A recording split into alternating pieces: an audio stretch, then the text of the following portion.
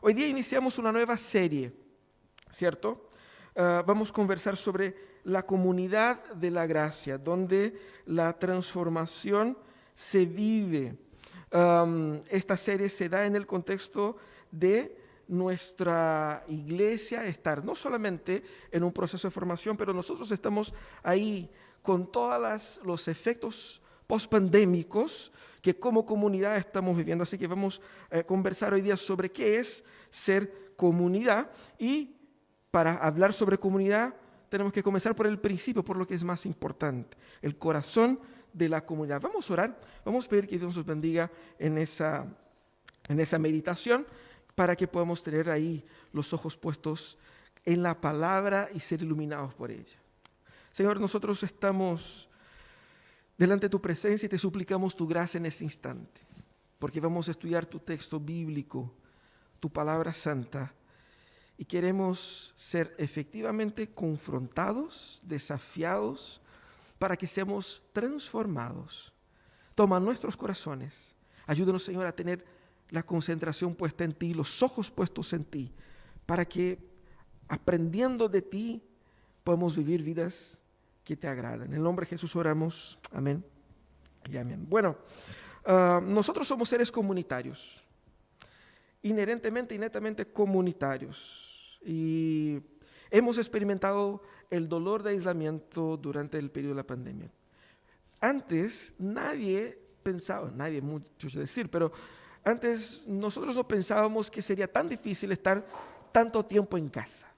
Y seamos sinceros, yo creo que muchos como yo pensó, va a ser bacán estar en casa, ¿cierto? Relajado ahí. Uno ni se imaginaba lo tanto de pega que eso genera, y tampoco no se imaginaba el impacto de la ausencia de lo comunitario. Eso afectó no solamente las relaciones como un todo, pero necesariamente afectó nuestra espiritualidad, y no son pocos los que están ahora, al momento de regresar, con las energías allá abajo, espiritualmente hablando. Uno piensa que no, es que la vida, que el cansancio. Una de las razones, una de las principales razones también es nuestra falta de ambiente comunitario para poder crecer. Vamos a hablar sobre comunidad y vamos a hablar sobre el centro de la comunidad. ¿De qué estamos hablando aquí? Nosotros debemos entender que esa comunidad de la cual estamos hablando, la iglesia, tiene como centro no nuestra entretención, no nuestro desarrollo emocional, sino que el centro de la comunidad está en Dios. Por lo tanto, la actividad más importante que nosotros tenemos como iglesia se llama culto. El culto es la actividad más importante que nosotros tenemos. Por eso, el culto público debe ser repensado. Lo que vamos a hacer hoy día es repensar nuestra comprensión de qué es eso que estamos haciendo aquí, que iniciamos aquí hace media hora, que ahora estamos sentados en una mañana de domingo realizando. ¿Qué es eso? ¿Cierto? Es muy importante pensar que el culto revela mucho de lo que la comunidad es, de lo que la iglesia es. El culto revela primeramente lo que nosotros creemos, porque estamos aquí cantando canciones, estamos alabando, estamos diciendo cosas para Dios según lo que nosotros creemos y entendemos. Tenemos un concepto de Dios y estamos diciendo al mundo, mira, ese es Dios. Estamos diciendo también que nosotros somos unos para los otros. Utilizamos el término hermano, y tiene un significado porque somos en Cristo unidos unos a otros. Así que el culto revela el propósito de la comunidad, revela la unidad de la comunidad, porque el culto es comunitario, es unido, es para todos. El culto revela nuestra identidad. Por lo tanto, es importante rescatar el significado del culto y la importancia del culto para nosotros. Porque, ¿qué pasa? Nuestro corazón carnal ha transformado el culto en un evento a la par con cualquier otro evento y con muchos otros eventos, porque es una charla, es un instante de descansar espiritual, para renovar las energías para la semana. Y si yo entiendo que puedo renovar las energías para la semana haciendo otras cosas, está bien, ¿cierto? Y hemos transformado también, cuando pensamos en el culto, en nuestras emociones como el centro. Así que medimos el culto prestado a base de lo que a mí me gustó y no me gustó, de lo que yo sentí y dejé de sentir, de cómo me fue, de yo y yo. Y hemos cambiado el centro del culto para el corazón humano. Nosotros también hemos perdido en partes la relevancia del simbolismo. ¿Qué significan los sacramentos? ¿Qué significan esas canciones? Un ejemplo claro de eso es que cuando la gente dice, llegué para el mensaje porque el mensaje es la parte más importante, como si el resto no importara. Es decir, si yo no entiendo cómo el mensaje se conecta con el resto, no entendí el culto como tal, porque el culto es una unidad, ¿no es verdad? Así que debemos repensar eso y para entender mejor el culto tenemos que entender cómo funciona su liturgia. ¿Qué es liturgia? Podemos decir de una forma bien directa que liturgia es más que un protocolo, es la forma, el proceso, la manera como nosotros adoramos y organizamos el culto cristiano, ¿cierto? Cada iglesia tiene su distinta liturgia, porque pese a que tengamos un principio, y como presbiterianos, como reformados entendemos eso, la Biblia nos da principios, pero no nos da una liturgia cerrada, cuadrada, y que diga, es eso. Pese a que tengamos principios, nosotros nosotros tenemos distintas formas de aplicar estos principios. Hay iglesias que son más tradicionales, hay iglesias que son más contemporáneas. La nuestra es un poco más contemporánea, pero aún así los principios permanecen. ¿Y qué es lo que es la liturgia? La liturgia es ese instrumento pedagógico que me enseña y que me guía hacia Dios sin que yo necesariamente esté escuchando el mismísimo mensaje. Es Dios hablando. Cuando somos llamados a adorar, hay un mensaje ahí. Cuando son llamados a confesar los pecados, hay un mensaje ahí. Es la forma como adoramos que tiene ya en ella misma y transmite ella misma un mensaje. Nosotros somos seres adoradores y entendemos que la forma es sí muy importante. Tenemos liturgias en la vida. ¿Cuántos de ustedes pueden relatar la manera, la forma, la liturgia con la que su marido le pidió la mano? ¿Se arrodilló o no? Es parte de la liturgia, es simbólico. ¿Va a cambiar el hecho de que se van a casar o no? No, pero el hecho de hacerlo tiene un plus. ¿Tiene anillo? Es litúrgico, es simbólico. Es decir, la forma dice algo, ¿cierto? Lo mismo pasa en el culto. La forma importa también, porque la forma está expresando una verdad y tenemos que entender la forma para que podamos disfrutar más del contenido. Eso es liturgia. ¿Y cómo es nuestra liturgia? La liturgia aquí de Iglesia Pródigo. Primeramente, entendemos que hay elementos que son centrales. Todo culto, para que sea culto, tiene que tener oración, predicación de la palabra y sacramentos o eventualmente sacramentos, ¿cierto? Es parte del culto cristiano. También tenemos canciones. También tenemos momentos de votos como son los matrimonios, por ejemplo, cosas así, pero hay un elemento central. Palabra, oración y alabanza son parte del culto cristiano esencial. Pero ustedes están en medio de un culto, nosotros estamos a la mitad de un culto. Vemos cómo nuestro culto es. Nuestro culto tiene un principio, por decir así, tiene una lógica. Nosotros comenzamos el culto con el momento de adoración, ¿cierto? ¿Por qué? ¿Por qué comenzamos con la adoración y no con la confesión? ¿Por qué no comenzamos con la predicación y vamos cantando hasta el final? ¿Por qué tienen esas partes? Primeramente porque la lógica nuestra es la lógica creacional. Creación, caída, redención y misión. Esa es la lógica. Por eso comencemos con la adoración, porque el culto existe porque Dios se lo demanda. Dios es el creador de todas las cosas. Comenzamos por Él. Por eso comenzamos por la adoración. Estamos diciendo al mundo que ese mundo que existe fue creado por Dios y Él es digno de adoración. Por eso separamos en nuestras agendas un día para Él, para decir a Él y al mundo que Él reina. Después de la adoración nos encontramos con la situación de que el mundo es un mundo caído, de que somos pecadores. Y estamos diciendo al mundo que el problema del mundo está en el corazón humano. Pero más estamos diciendo a Dios, Dios, mi corazón te ha fallado. renuévame, restáurame. Creación, caída, redención.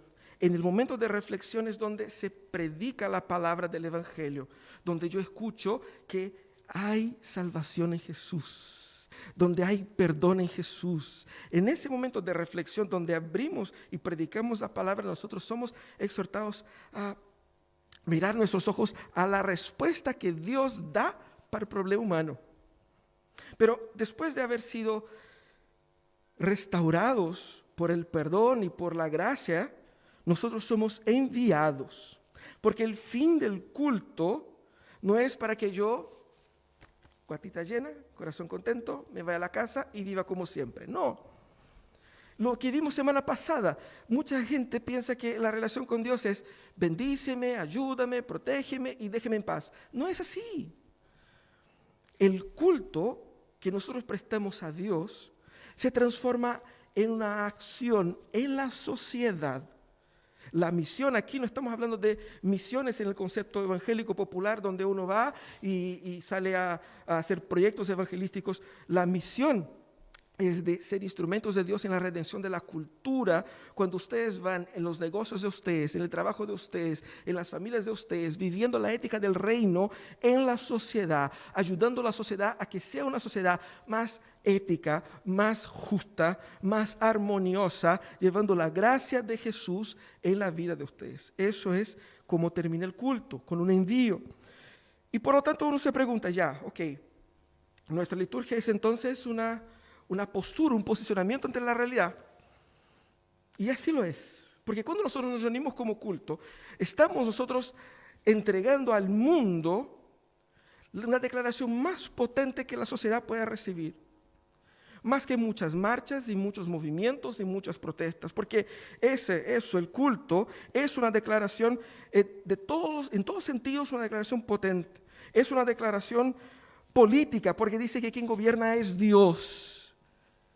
Y no el poder económico ni político. Quien gobierna es Dios. Es una declaración cultural porque dice que el mundo debe ser entendido a partir de las Escrituras. Por eso ella está en el centro. Es una declaración económica cuando nosotros decimos que al entregar nuestros diezmos y ofrendas, creemos que hay un proveedor, que es Dios quien pone comida en mi mesa, no yo.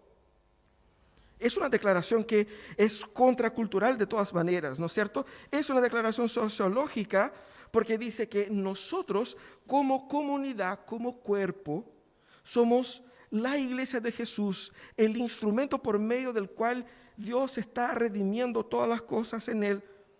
Así que nosotros vemos que el culto es algo importante y potente para nuestra sociedad y debemos rescatar la importancia del culto. La pregunta que queda es, pastor, usted está inventando todo eso, ¿no? ¿De dónde saca eso? ¿Dónde está en la Biblia esas cuestiones todas? ¿Cierto? Tenemos que fundamentar bíblicamente nuestra liturgia porque como reformados creemos que el culto cristiano es definido por Dios. Porque Él es el ser adorado y Él decide cómo Él quiere ser adorado, ¿cierto? Y eso es lo que vamos a hacer. ¿Dónde está eso? El texto que sirve de base para nuestra liturgia en particular, y para muchas obviamente, es el texto de Isaías, el capítulo 6. El llamado de Isaías. Nosotros vamos a leer solamente una parte de ese llamado, pero que la manera como Dios se revela a él es una forma profundamente litúrgica, pedagógica, simbólica, y que nos ayuda también a utilizar el mismo concepto para nuestras reuniones comunitarias. El texto dice: en el año de la muerte del rey Usías, vi al Señor, excelso y sublime, sentado en su trono, y las orlas de su manto llenaban el templo. Por encima de él habían serafines, cada uno de los cuales tenían 6 alas. Con dos de ellas se cubrían el rostro, con 2 se cubrían los pies y con 2 volaban. Y se decían uno al otro: Santo, santo, santo es el Señor Todopoderoso. Toda la tierra está llena de su gloria. Al sonido de sus voces se estremecieron los umbrales de las puertas y el templo se llenó de humo. Entonces grité: ay de mí, que estoy perdido. Soy un hombre de labios impuros y vivo en medio de un pueblo de labios blasfemos. Y no obstante mis ojos han visto al Rey, el Señor Todopoderoso. En ese momento voló hacia mí uno de los serafines. Traía en la mano una brasa que con unas tenazas había tomado del altar. Con ella me tocó los labios y me dijo: mira, esto ha tocado tus labios, tu maldad ha sido borrada y tu pecado perdonado. Entonces oí la voz del Señor que decía: ¿a quién enviaré? ¿Quién irá por nosotros? Y yo respondí: aquí estoy, envíame a mí. Ese es el llamado de Isaías. Déjame sacar esto porque me ahogo. Ese es el llamado de Isaías. Y uno se pregunta, ¿qué evento más raro eso, ¿no? De que uno vio a Dios y vio serafines. ¿Cómo eso puede servir para modelar la manera como nos encontramos con Dios? Encontramos en ese texto algunos fundamentos dados por Dios mismo de cómo Él debe ser adorado, de cómo nos relacionamos con Él. 4 fundamentos que encontramos en ese texto, los fundamentos para el culto cristiano que nosotros aplicamos en nuestro culto. El primer fundamento que vemos en ese texto es el principio de la gloria de Dios, es decir, el culto cristiano comienza y termina con Dios. Se trata de Dios, hablamos de Dios, pensamos en Dios, venimos acá por causa de Dios y para Dios. No venimos acá para que yo me sienta mejor, porque yo me siento así, para que yo consiga algo, para ayudarme en la semana, para darme suerte con mis temas. No, no se trata de mí. Como vimos en la semana pasada, uno tiene que negarse a sí mismo, ¿no? Es parte de esto. El culto comienza con Dios. Yo no soy el centro del mundo, Dios lo es. Comienza así. El texto que los versículos ahí 1 al 4 muestran son bien raros. Dice que él vio, en el año que murió el rey Usías, que era un rey bueno y justo, el Señor se le apareció en una visión. Y él vio al Señor en un trono sublime y tenía orlas de su manto que llenaban el templo y tenían serafines. ¿Qué significa todo eso? Primeramente es una experiencia sobrenatural de Isaías. Y no fue una experiencia que él buscó. Señor, hola, quisiera hablar contigo. No, el Señor se le apareció. El Señor toma la iniciativa. Eso es lo primero. Él vio al Señor así. Es una experiencia que involucra los aspectos que son tan importantes para el culto: trascendencia e inmanencia. ¿Qué significa eso? Significa que Dios es tan inatingible, tan superior, tan sobrenatural que no lo puede alcanzar. Entonces, cuando venimos al culto, tenemos que pensar eso. Dios es inmenso, Dios es magnífico, Dios es inatingible. Pero al mismo tiempo ese Dios es inmanente, es decir, Él vino hacia nosotros y se hizo alcanzable, conocible. El culto se basa en eso, de que hay un Dios que yo no puedo tocar, pero que quiso venir hacia mí. Y aquí tenemos la trascendencia, alto sublime trono, que veía esa cosa maravillosa, fantástica, qué trono poderosísimo de Dios. Y veían ahí también cómo Él gobernaba todas las cosas, pero también en la experiencia de la inmanencia. Las orlas de su manto llenaban el templo. Había el trono, pero también el templo. Como que el trono estaba en el cielo y el templo, lugar de la habitación de Dios entre los seres humanos. Y si las orlas del manto de Dios, simbólicamente, ¿qué quiere decir eso? Dios estaba presente totalmente entre nosotros, en la tierra. Él vino hacia nosotros y su presencia estaba aquí. Ese Dios magnífico se acercó a nosotros. Isaías vio esa gloria de Dios, pero él vio también serafines. Y uno escucha serafines, uno piensa, son ángeles, ¿cierto? Más o menos. Nosotros utilizamos ángeles así como un término general para seres espirituales, ¿cierto? Pero hay diversos tipos de ángeles. Y ese es un tipo de ser espiritual llamado serafín. La palabra tiene un significado muy raro, muy complejo, que puede significar tanto, ha sido utilizado tanto como para serpientes como para seres abrasadores. Es una cosa rara. Pero él vio estos seres que no sabemos si son totalmente con apariencia o físico humano, pero tenían pies, aparentemente, bocas porque cantaban y volaban y tomaban cosas, manos y cosas así, era muy similar, pero tenían 6 alas. Con 2 cubrían el rostro, con 2 cubrían los pies y con 2 volaban. Y estaban ahí probablemente en multitudes y cantaban unos a otros: santo, santo, santo es el Señor. Interesante porque vemos en ese momento de la gloria del Señor, Dios siendo alabado con música. Cantaban. Ya había el elemento musical en esas instancias. Vese que también cuando nace Jesús, ¿qué aparece en el cielo para los pastores? ¿Cierto? Los ángeles cantando. Y cantando aparentemente sin instrumentos. Cantaban así a pura voz, ¿cierto? Potente. En fin, tenemos ahí los serafines. Pero ¿a qué apuntaba todo eso? Fíjate que todo es muy simbólico. El cubrirlo, el rostro y los pies mostraba no solamente la reverencia, pero el temor ante la absoluta y perfecta santidad. Y la santidad aquí, en ese aspecto de la gloria de Dios, es lo más importante. Porque ¿qué dicen ellos? Santo, santo, santo. De todas las cosas que Dios es, Él es inherentemente y esencialmente santo. Esa es la característica más fundamental de Dios aquí. Al contrario de todas las divinidades que eran reconocidas por su poder o por su origen, el Dios del sol, el Dios de la lluvia, el Dios que hace crecer, el Dios de la fertilidad, Dios era conocido por su aspecto moral. Dios era conocido por su perfección moral, esencialmente mostrando que Dios es un ser personal. Y como ser personal debe ser adorado con base a su individualidad moral específicamente acá.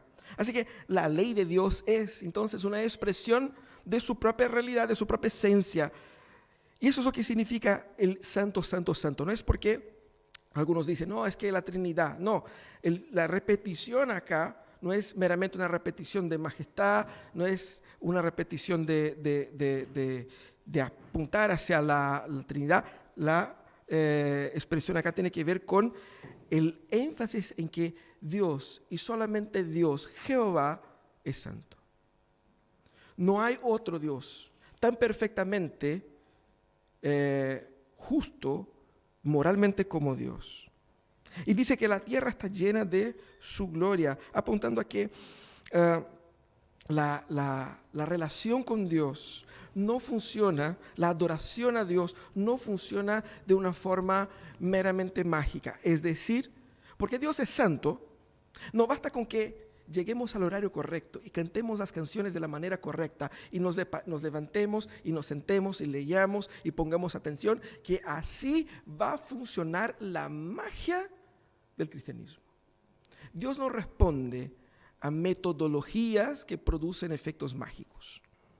Dios es un ser moral. Por eso a Él, que es santo, le importa cómo está tu corazón y tus intenciones ahora. ¿Con qué intención te acercas a Él? No importa que hagas lo correcto, se hace con el corazón desordenado. No importa que tan lindo cantes acá, si en casa eres un demonio. Si en tu trabajo eres un tramposo. Si en tu vida oculta vives una vida de muerte. No te sirve y el Señor no acepta porque Dios es santo. El culto que comienza con la gloria de Dios reconoce que Dios manifiesta su gloria por medio de su santidad. Así que, ¿qué significa que la gloria de Dios como fundamento del culto cristiano? Significa que Dios es revelado en su esencia. El culto muestra que Dios es soberano y es soberanamente santo y reina en el mundo. Significa también que no se trata de mí, se trata de Él. No se trata de mis gustos. Porque cuando uno se ve como Isaías ante algo tan maravilloso, ¿qué tamaño quedo yo? Esa es la sensación con la cual debemos iniciar el culto. Dios grande y yo pequeño. Pero ¿cómo es nuestro corazón? Yo grande y Dios pequeño. Así, ¿no? Ahí podemos controlar a Dios. Podemos demandar a Dios. Podemos darnos al lujo de frustrarnos con Dios y dar pataletas espirituales. ¿Por qué? Porque Él no me respondió en el momento en que yo dije que Él tenía que responder, como si Él debiera satisfacción a mí. No se trata de mí, no se trata de mis gustos. Sobre todo cuando hablamos de música, hablamos de la forma del culto. No, es que el pastor no usa toga, el pastor no usa corbata, o el pastor sí usa toga, o el pastor sí usa corbata, o es que hay batería no es de Dios, es del capeta. O si no, hay que tener piano, no hay que tener piano, hay que tocar esto, no hay que tocar el otro. Y vamos modelando al culto a nuestras pasiones. No se trata de mí. Y gracias a Dios nosotros no estamos acá en el negocio de complacer gente, estamos en el negocio de complacer a Dios. Ese es el punto. Significa también que adorar a Dios no es solo cumplir con normas específicas. Si yo hago eso va a funcionar. No, significa que yo tengo que acercarme a Él consciente de que Él, como un ser puramente y perfectamente moral, demanda de mí la más absoluta honestidad y la más absoluta rectitud. Pero ahí tenemos un problema, porque yo no puedo adorar a Dios así. Dios demanda que mi vida sea real y realmente santa. ¿Cómo lo hago? Eso es lo que pasó con Isaías.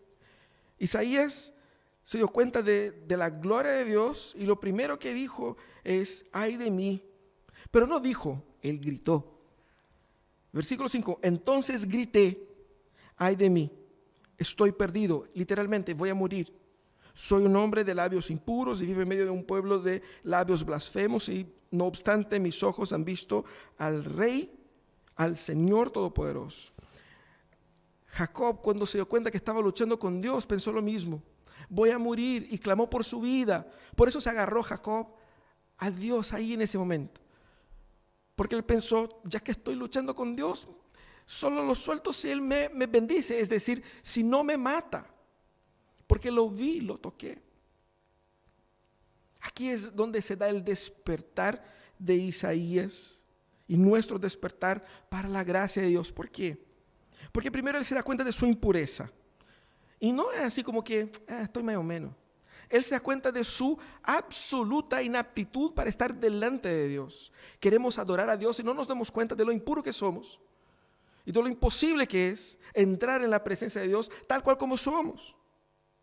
Por lo tanto, Isaías se da cuenta de la gracia de Dios que ya le permitió estar ahí y ver todo eso.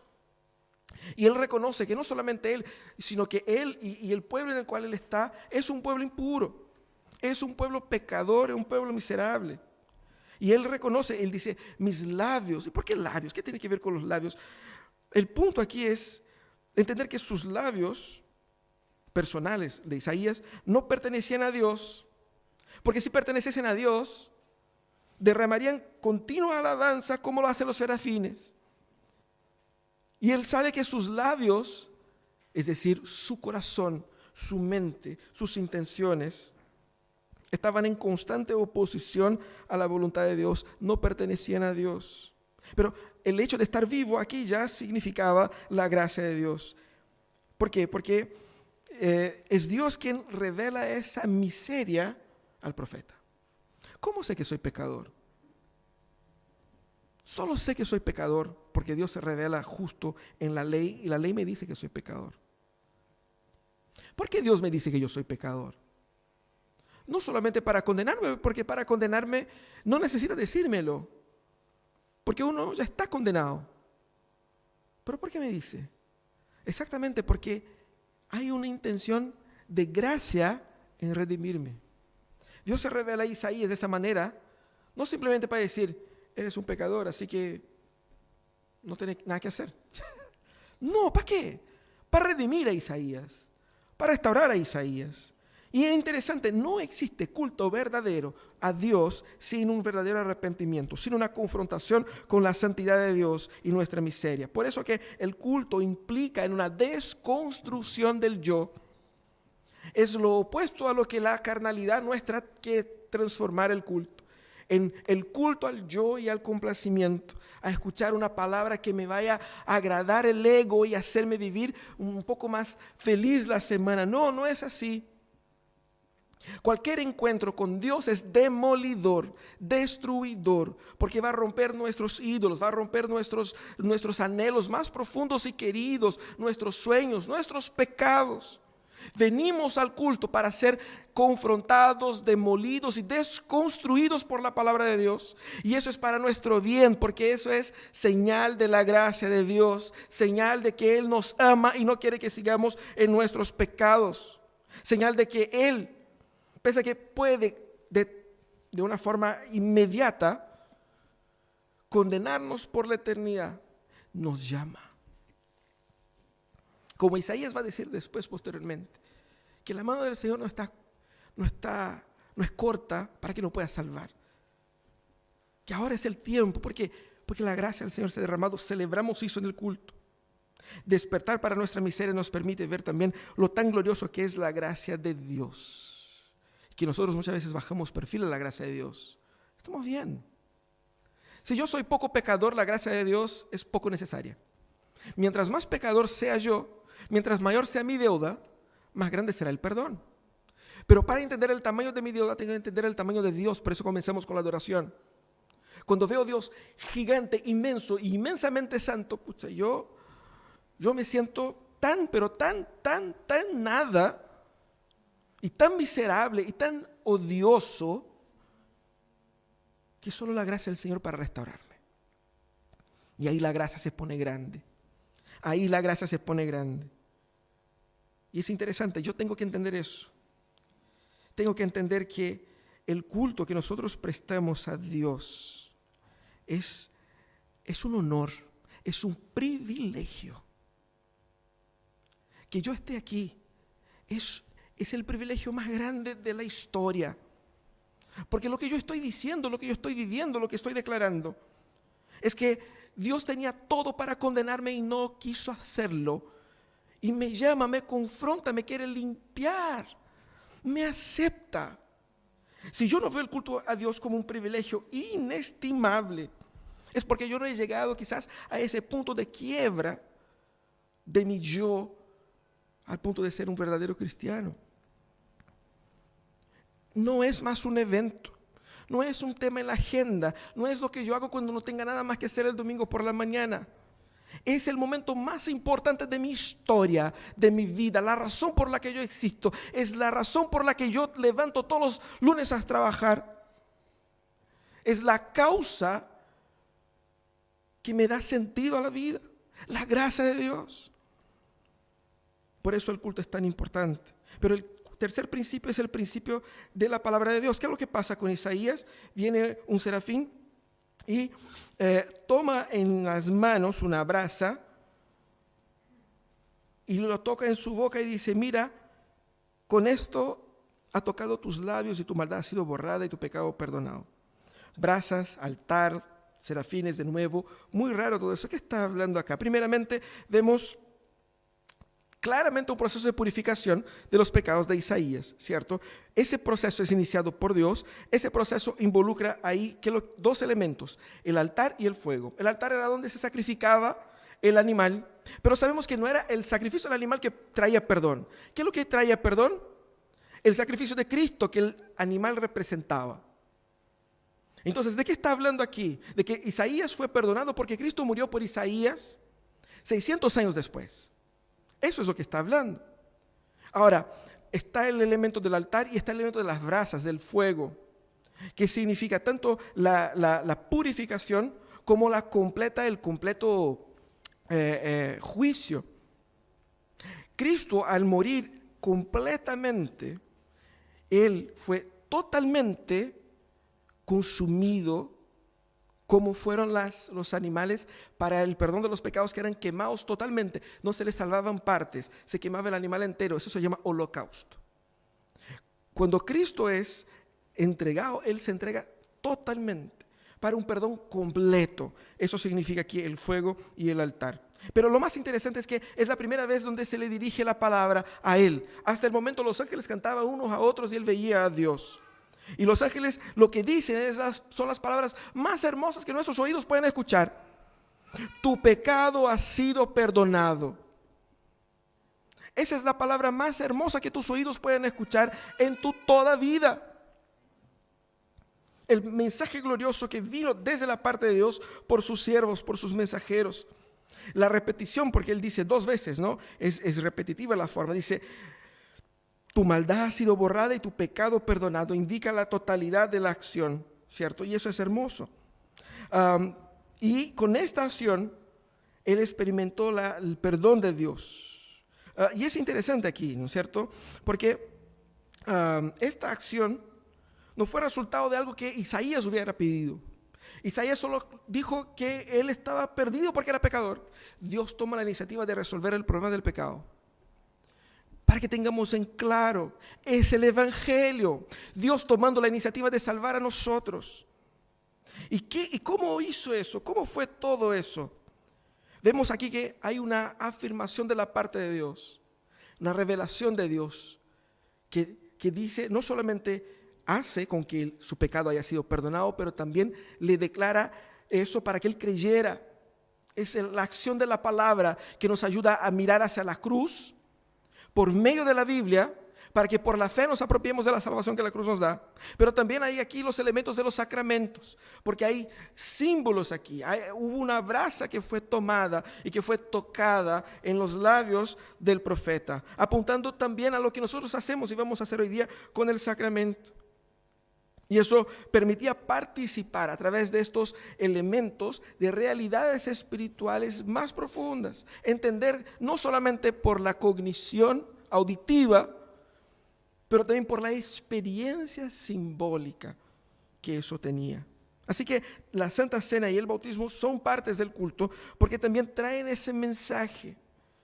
Y no solamente trae un mensaje, sino que tiene un poder espiritual para aquellos que participan de ellos, ¿no? Y la predicación entonces no es meramente el centro del culto, pero es una parte que está vitalmente conectada con el resto.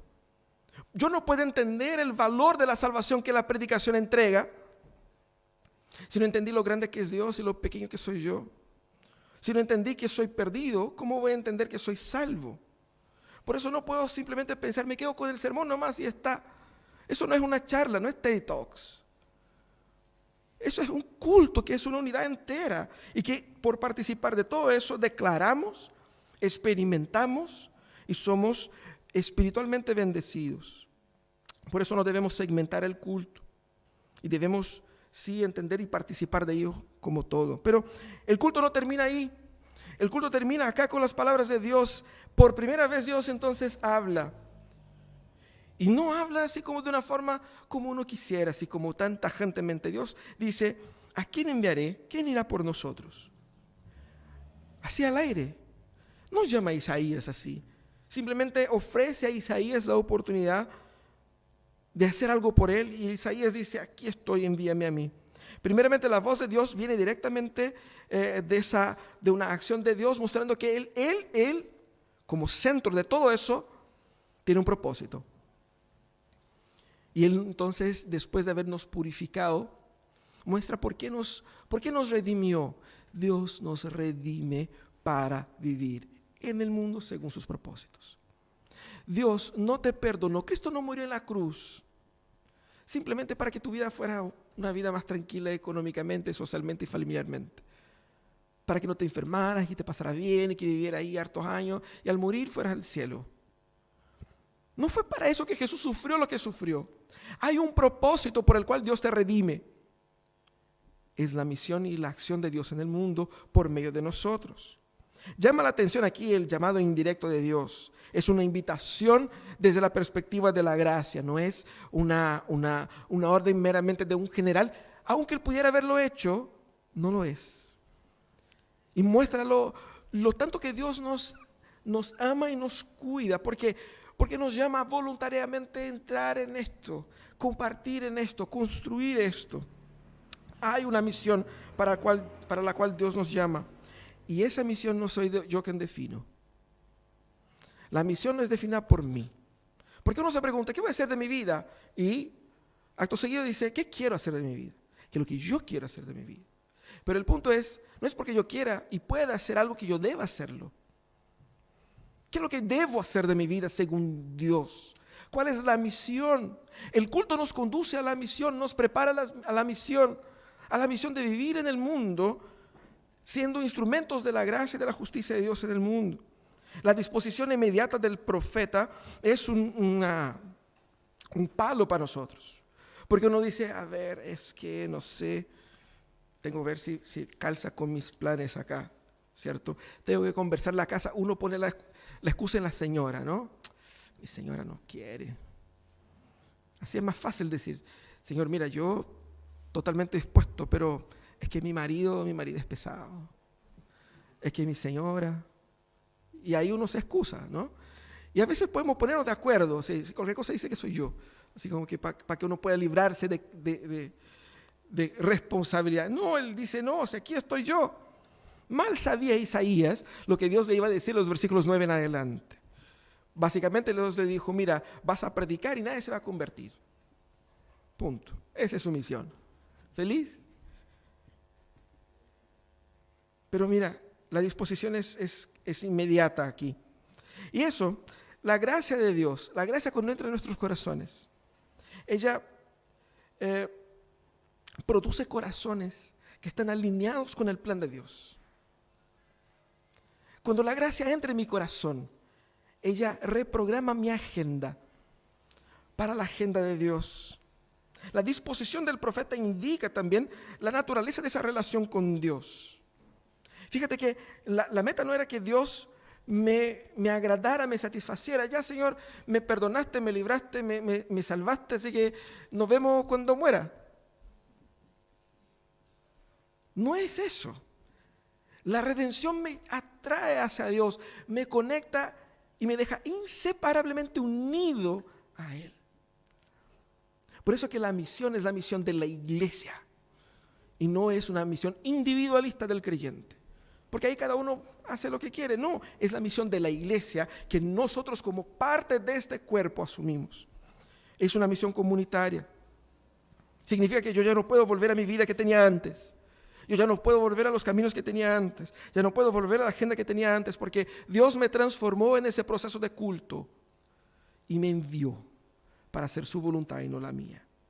Es una redefinición de propósito en la vida, de que yo soy llamado para Él, para vivir para Él, para agradar a Él. No soy llamado para ser agradado, ser regaloneado con palabras que van a llenar mi corazón de alegría diciendo que eres bonito, que eres lindo, que eres maravilloso, que todo te va a ir bien y que va a ser próspero.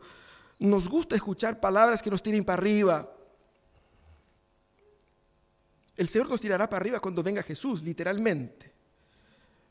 Pero antes Él muestra lo tan profundo que nosotros estamos y nos lleva a caminos mejores y superiores.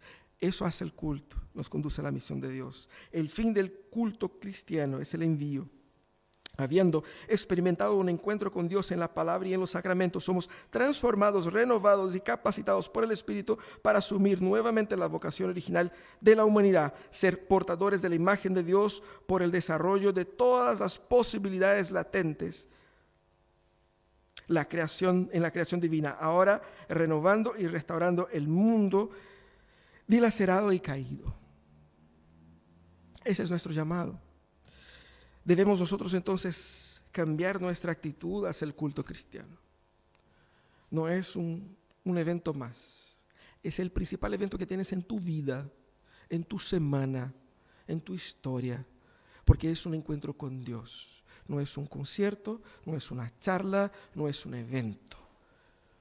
Es la familia espiritual, el cuerpo de Cristo unido para dar a Dios la gloria y al mundo la declaración más potente que Él ya haya escuchado. Cristo reina y reina por medio de su iglesia que se mueve con personas restauradas, transformadas, redimidas para vivir en el mundo de la manera como el Rey determina. Pero también y principalmente debemos cambiar nuestra actitud hacia Dios.